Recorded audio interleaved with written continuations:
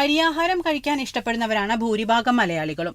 ചുവന്ന അരിയും വെള്ള അരിയും നമുക്ക് ലഭ്യമാണ്. എന്നാൽ പോഷക ഘടകങ്ങൾ ഏറ്റവും കൂടുതലുള്ളത് തവിടുള്ള ചുവന്ന അരിയിലാണ്.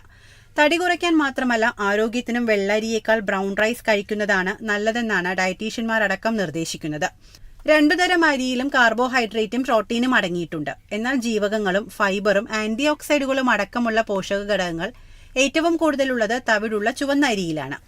ഫൈബർ ധാരാളം അടങ്ങിയിട്ടുള്ളതിനാൽ ബ്രൗൺ റൈസ് വിശപ്പിനെ നിയന്ത്രിക്കും. അന്നജത്തെ അതിവേഗം വലിച്ചെടുത്ത് കൊഴുപ്പാക്കി മാറ്റുന്നത് ഫൈബറുകൾ തടയുന്നു. ഇതുവഴി വണ്ണം കുറയ്ക്കാനും ശരീരഭാരം നിയന്ത്രിക്കാനും സാധിക്കും. രക്തത്തിലെ ഗ്ലൂക്കോസിന്റെ അളവ് വർദ്ധിക്കുന്നതാണ് പ്രമേഹത്തിലേക്ക് നയിക്കുന്നത്. ഗ്ലൈസമിക് സൂചിക ഉയർന്നാൽ രക്തത്തിലെ ഗ്ലൂക്കോസിന്റെ അളവ് കൂടാനുള്ള സാധ്യത വളരെ കൂടുതലാണ്.